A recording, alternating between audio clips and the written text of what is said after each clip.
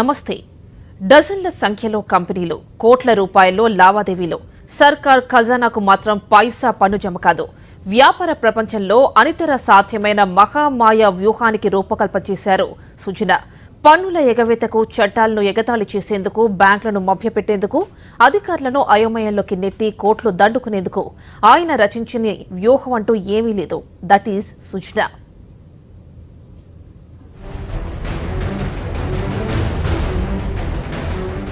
కంపెనీలు స్థాపించడం, వాటి నుంచి డబ్బులు సొంత అకౌంట్స్లోకి మరలించడంలో ఆయన దిట్ట.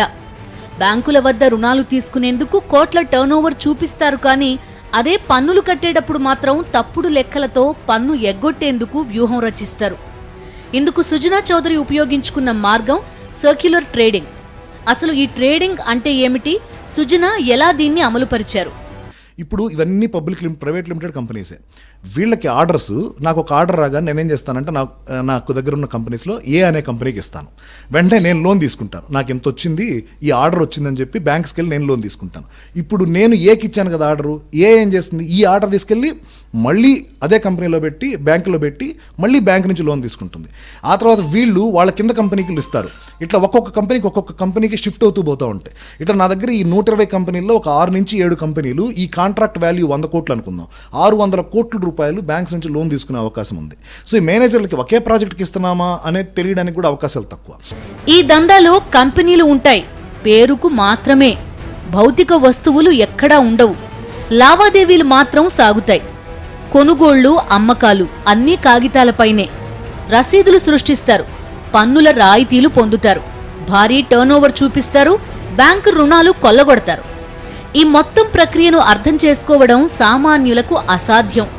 దాదాపు దశాబ్ద కాలంగా వైఎస్ చౌదరి వ్యాపార సామ్రాజ్యంలో ఈ దందా అవిచ్ఛిన్నంగా సాగుతోంది. 10 ఏళ్ల కాలంలో చౌదరి నెలకొల్పిన కంపెనీలు ఎగవేసిన పన్నుల మొత్తం 450 కోట్ల రూపాయల వరకు ఉంటుందని అంచనా. వ్యాట్ అమల్లోకి రాకముందు సుజనా చౌదరికి చెందిన దాదాపు 10 కంపెనీలు సాగించిన లావాదేవీలకు సంబంధించి సుమారు 138 కోట్ల రూపాయల మేర పన్ను బకాయిలు చెల్లించాల్సిందిగా వాణిజ్య పన్నుల శాఖ డిమాండ్ నోటీసులు పంపించింది. మెటీరియల్ ట్రాన్స్పోర్ట్ చేసింది 2007-8లో అనుకుంటాను. ఇచ్చిన నెంబర్లన్నీ కూడా, అంటే మన వెహికల్ నెంబర్ ఇవ్వాలి, ఈవే బిల్లు ఇవ్వాలి. ఆ బిల్లు ఇచ్చిన అన్ని నెంబర్లు కూడా చూసుకుంటే అవన్నీ 2 వీలర్ నెంబర్స్. ఏంటయ్యా ఇది బాబు అని అడిగితే, నేను టర్నోవర్ కోసం చేసినటివి, నేను టర్నోవర్ ట్యాక్స్ కూడా కట్టక్కర్లేదని చెప్పాడు. ఇప్పుడు చూడండి, అక్కడ లీగల్గా అది ఒప్పుకున్న తర్వాత ఈ కంపెనీలు ఏవైతే ఉన్నాయో ఇవన్నీ ఫేక్ టర్నోవర్స్, కానీ ఇవి తీసుకెళ్ళి మళ్ళీ బ్యాంకులో పెట్టి లోన్ తీసుకోవడం జరిగింది. దాదాపు 9,500 కోట్లు ఇంచుమించుగా కూడా ఈ విజయమాల్య ఎంత ఎగ్గొట్టాడో ఈయన కూడా అంతే ఎగ్గొట్టారు. మరి విజయమాల్యాని దోషిగా మనందరం మాట్లాడుతున్నప్పుడు చౌదరి గారిని కూడా మాట్లాడాలి. ఇప్పుడు ఇక ఇన్పుట్ ట్యాక్స్ క్రెడిట్ కొట్టేయడంలోనూ ఆయన మంచి వ్యూహరచనే చేశారు. దొంగ రసీదులతో 300 కోట్ల రూపాయల వరకు ఇన్పుట్ ట్యాక్స్ క్రెడిట్ ని అప్పనంగా తన అకౌంట్లో వేసుకున్నారు. పాత బకాయిలు, కొత్త బకాయిలు మొత్తం 450 కోట్ల రూపాయలు కట్టడమే కాకుండా చట్ట ప్రకారం అధికారులు చౌదరి కంపెనీల అక్రమ దందాను రుజువు చేస్తే అంతకు రెట్టింపు, అంటే మరో 900 కోట్ల రూపాయల మేర పెనాల్టీ కట్టాల్సి ఉంటుందని సీనియర్ ట్యాక్స్ కన్సల్టెంట్ చెప్తున్నారు. ఆపై ప్రాసిక్యూషన్ కూడా చేస్తారు. అడ్డం తిరిగే అధికారులను బెదిరించడం ఆయన నైజంగా చెబుతారు. వీరిని లొంగదీసుకోవడానికి చతుర్విధోపాయాలను ప్రయోగించడానికి ఆయన వెనకాడరు. రాజకీయ పలుకుబడితో ఏమైనా చేస్తానని గతంలో కొందరు అధికారులను బెదిరించినట్టుగా తెలిసింది.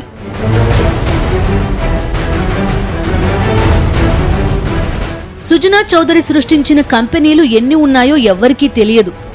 అధికారుల దర్యాప్తులో బయటపడ్డ షెల్ కంపెనీలు మాత్రం 120. దొరికిన రబ్బర్ స్టాంపులు 126. దీనిపై ఆయన అడిగితే ఆఫీస్లో బోలెడని రబ్బర్ స్టాంపులు ఉంటాయి, తప్పెలా అవుతుంది అని దబాయించే ప్రయత్నం చేశారు. తర్వాత నాకు తెలియదు ఏం జరిగినాయో. శ్రీనివాస్ కళ్యాణ్ రావు గారు నా ఫ్రెండే, అందరికి హైదరాబాద్లో చిన్నప్పటి నుంచి తెలుసు. అది అంతవరకు I can tell. I don't think వాళ్ళు కూడా ఏమి తప్పు చేస్తుంటారని మాత్రం నేను అనుకోను.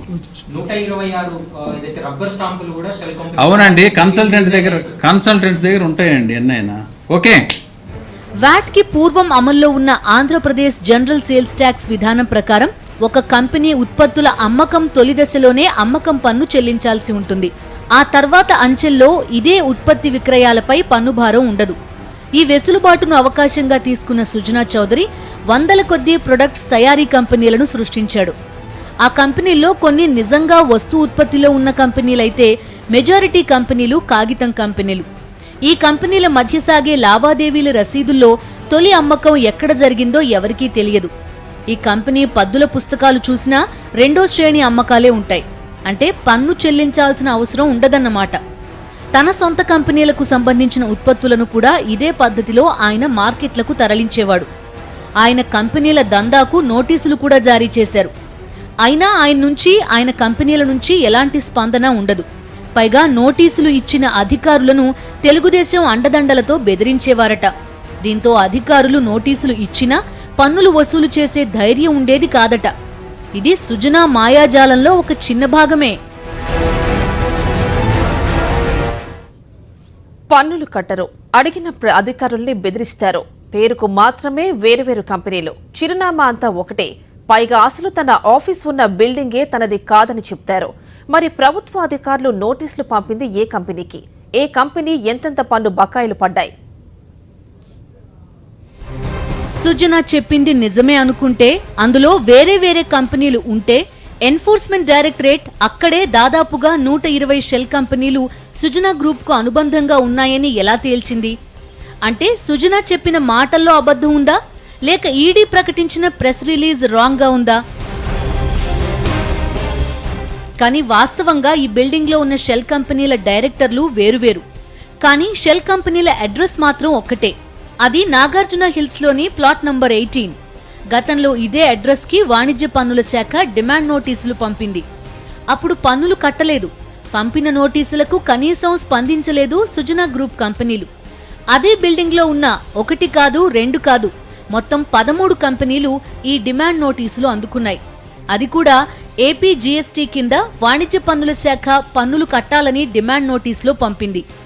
అందులో సుజనా యూనివర్సల్ ఇండస్ట్రీస్ లిమిటెడ్ 31.03 కోట్లు, సుజనా మెటల్ ప్రొడక్ట్స్ 24.56 కోట్లు, ఒమిక్రాన్ బయోజెనసిస్ 16.17 కోట్ల రూపాయలు, హ్యాండమ్ ఇండస్ట్రీస్ లిమిటెడ్ 10.18 కోట్లు, ఫ్యూచర్ టెక్ ఇండస్ట్రీస్ లిమిటెడ్ 9.4 కోట్లు, గ్లోబల్ ఫోర్జింగ్ లిమిటెడ్ 8.97 కోట్లు, తేజ్దీప్ ఇంజనీరింగ్ ఎంటర్ప్రైజెస్ 7.37 కోట్లు, గోదావరి ఎక్స్పోర్ట్స్ 7.29 కోట్లు, గంగా ఎగ్జిమ్ ప్రైవేట్ లిమిటెడ్ 6.08 కోట్లు, ఎండీవర్ ఇండస్ట్రీస్ లిమిటెడ్ 6.06 కోట్లు, తేజస్విని ఇంజనీరింగ్ ప్రైవేట్ లిమిటెడ్ 5.16 కోట్లు, విక్టోరియా స్టీల్ 4.49 కోట్లు, గంగా ఇండస్ట్రియల్ కార్పొరేషన్ లిమిటెడ్ 1.04 కోట్లు, మొత్తం 138.52 కోట్లు చెల్లించాలని నోటీసులు పంపింది.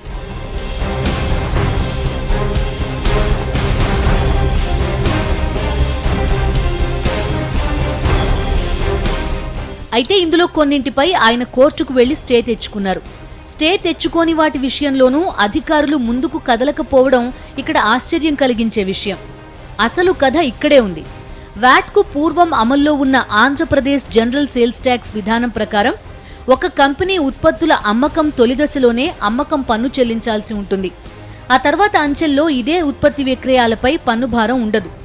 ఈ వెసులుబాటును అవకాశంగా తీసుకున్న సుజనా చౌదరి వందల కొద్దీ ప్రొడక్ట్స్ తయారీ కంపెనీలను సృష్టించాడు. ఇక్కడ కూడా పన్ను ఎగ్గొట్టడానికి ప్రయత్నించాడు.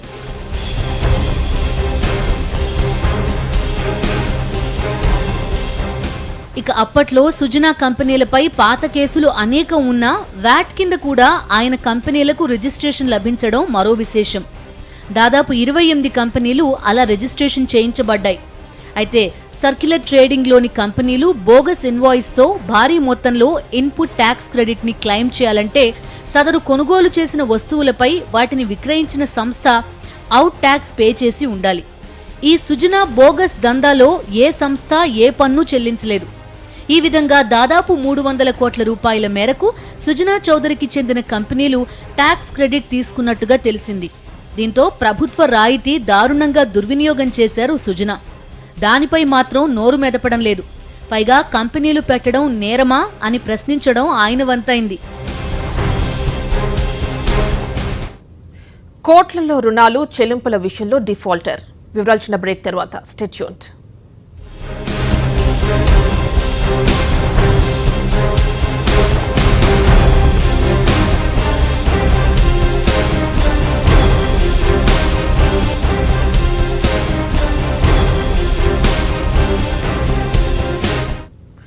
కోట్లలో రుణాలు చెల్లింపుల విషయంలో డిఫాల్టర్, రాజకీయ అండా నోరెత్తని బ్యాంకులు నాకేం సంబంధం లేదని అంటారు. ఏ కంపెనీలోనూ నేను డైరెక్టర్గా లేనే అని ఎదురు తిరుగుతారు. తెచ్చుకున్న అప్పులను కంపెనీలకు పెట్టరు. సొంత ఆస్తుల కోసం అంతా పెట్టేస్తారు. అంతా సృజనాత్మక మాయ. బ్యాంకుల్లో అప్పుల పేరిట వేల కోట్ల లూటీ, పెట్టుబడులు అడ్వాన్సులంటూ ఇతర కంపెనీల్లోకి వేల కోట్లు, బాబు దన్నుతో డిఫాల్ట్ అయ్యాక కూడా బ్యాంకు రుణాలు, కేంద్ర మంత్రి కావటంతో ఉదారంగా వదిలేసిన బ్యాంకులు, British virgin islands, Cayman islands, all of man, Mauritius, పన్ను కట్టకుండా నల్ల డబ్బును సొంత ఖాతాలోకి మళ్లించడానికి ఆర్థిక మోసగాళ్లు ఉపయోగించే పన్ను స్వర్గాలివి. అక్కడి కంపెనీలు పెట్టిన కొందరి పేర్లను గతంలో ప్యారడైజ్ పేపర్స్, పనామా పేపర్స్ వెల్లడించాయి. వారిపై దేశీయంగా దర్యాప్తు కూడా జరుగుతోంది. సుజనా చౌదరి అలియాస్ యలమంచిల సత్యనారాయణ చౌదరి వీటిలో ఏ ఒక్క దేశాన్ని వదల్లేదు.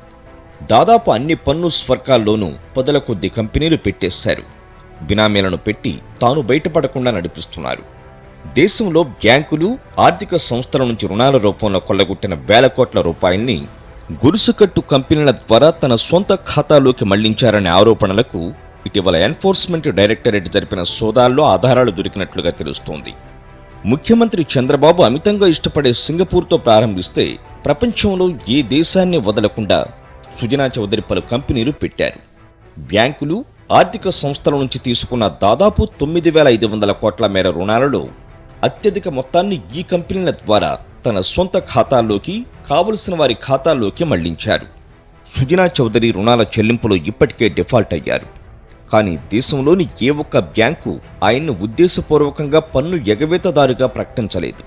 ఆయనపై దివాలా పిటిషన్ వేయటం కానీ, న్యాయస్థానాలను ఆశ్రయించడం కానీ చేయలేదు. పరిస్థితులు దెబ్బతిని ఇంటి రుణం తిరిగి చెల్లించలేని వారిని సైతం ఎగవేతదారులుగా ప్రకటిస్తూ పత్రికల్లో ఫోటోలు వేసే బ్యాంకులు సుజనాపై ఉదారంగా వ్యవహరించడానికి ప్రధాన కారణం ఆయన వెనుకున్న చంద్రబాబే. సుజనా చౌదరి డైరెక్టరా కాదా అనేది పక్కన పెడితే ఆయన బ్యాంకుల నుంచి తీసుకున్న వేల కోట్ల రుణాలు ఏమయ్యాయన్నదే అస్సలు ప్రశ్న. నిజానికి ఇలా తీసుకున్న అప్పుల్లో వ్యాపారానికి ఖర్చు పెట్టిందేమీ లేదు.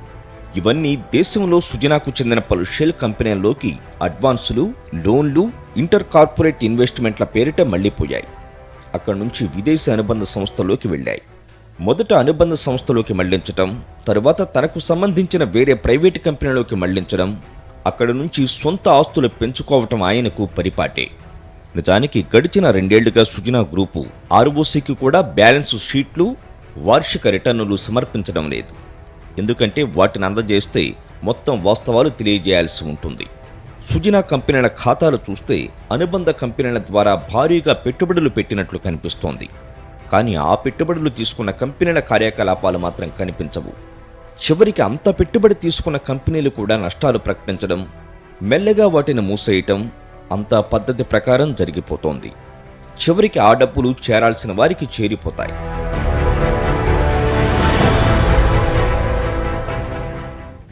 సుజనా చౌదరి పరిచయం అక్కర్లేని పేరు. ప్రజలు బ్యాంకుల్లో దాచుకున్న డబ్బుకు రెక్కలు తెచ్చిన వ్యక్తి.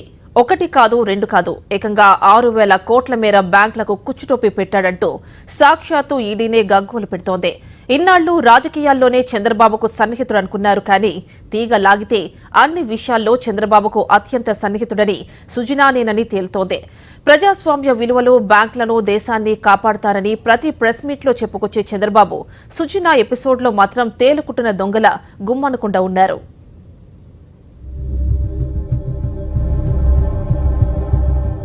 సుజనా ఎపిసోడ్లో కొత్త అంకం.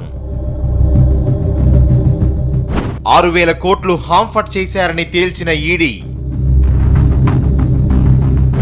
దేశవ్యాప్తంగా సంచలనం సృష్టించిన సుజనా కేసు. అయినా సైలెంట్ గా ఉంటోన్న చంద్రబాబు. అవకాశం దొరికితే మైకులు దిమ్మెరపోయేలా మాట్లాడగలిగే చంద్రబాబు సుజనా ఎపిసోడ్లో మాత్రం సైలెంట్ గా ఉంటున్నారు. గత 3 రోజులుగా ఆయన తీరుపై పార్టీ వర్గాలే ఆశ్చర్యం వ్యక్తం చేస్తున్నాయి. దేశాన్ని రక్షిస్తాను, బ్యాంకులను కాపాడుతాను అని ఘంటాపథంగా చెప్పే బాబు సుజనా విషయంలో ఎందుకు మౌనం వహిస్తున్నారన్నది సామాన్యులకు అర్థం కావడం లేదు. అయితే సుజనాకు సంబంధించిన ఏ తీగలాగినా అది చంద్రబాబు వైపే వెళుతోందని దర్యాప్తు వర్గాల సమాచారం. చంద్రబాబుకు అత్యంత ప్రీతిపాత్రుడు సుజనా. ఢిల్లీలో టీడీపీ పార్టీ వ్యవహారాల్లో కీలక పాత్ర. హస్తినలో టీడీపీకి ప్రధాన ఆర్థిక వనరు సుజనా. ఏ ప్రముఖుణ్ణి కలవాలన్నా కాంటాక్ట్ సుజనా. చంద్రబాబు ఢిల్లీకి వచ్చారంటే 100 పనులు పెట్టుకుంటారు. అందులో కొన్ని తెరపైన చేసేవి, మరికొన్ని తెర వెనక నడిచేవి. అందుకే చంద్రబాబు ఢిల్లీ షాడో కార్యక్రమాలన్నీ సుజనానే చూసుకుంటారని టీడీపీ వర్గాలంటుంటాయి. ఢిల్లీ ఒక్కటే కాదు, 2 తెలుగు రాష్ట్రాలు, పక్కన ఉన్న కర్ణాటక, తమిళనాడుల్లోనూ సుజనానే పార్టీకి కీలకం. చంద్రబాబు అమరావతిలో స్విచ్ వేస్తే ఎక్కడైనా ఎలాంటి బల్బైనా వెలిగించగల సత్తా సుజనాకు ఉందంటారు తెలిసిన వాళ్ళు. 2010లో హఠాత్తుగా రాజకీయ తెరపైకి సుజనా. టీడీపీ రాజ్యసభ సభ్యుడిగా 2010లో ప్రకటించిన బాబు. సుజనా పేరు చూసి నివ్వెరపోయిన టీడీపీ శ్రేణులు. 2014లో కేంద్రంలో అధికారంలోకి వచ్చిన ఎన్డీఏ. అశోక్ గజపతిరాజు, సుజనా పేర్లు సూచించిన బాబు.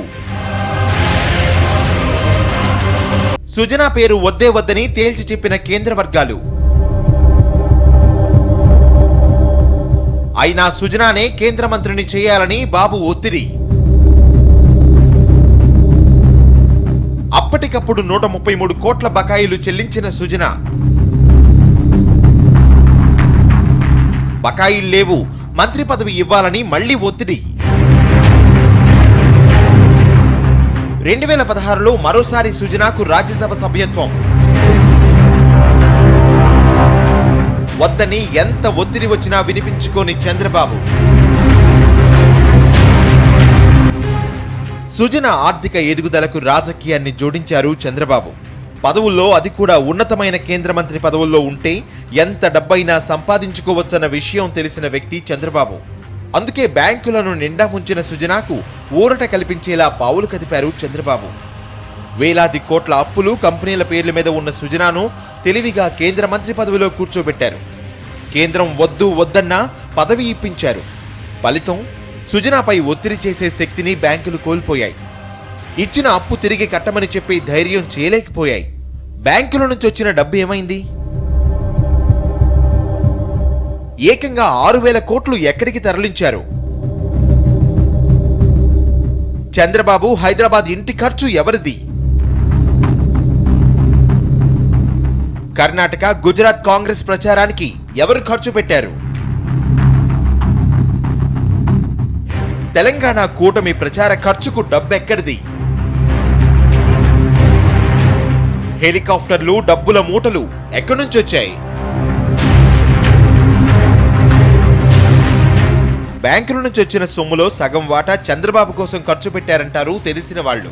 150 కోట్ల ఖర్చుతో జూబ్లీ హిల్స్ లో నిర్మించిన ఇళ్లు, దేశ విదేశాల్లో చంద్రబాబు ఖర్చు పెట్టే కోట్లు, అలాగే కర్ణాటక, గుజరాత్ ఎన్నికల్లో కాంగ్రెస్ కోసం చంద్రబాబు పంపిన డబ్బు, ఇలా అన్అకౌంటెడ్ డబ్బంతా సుజనా సమకూర్చిందే అంటారు.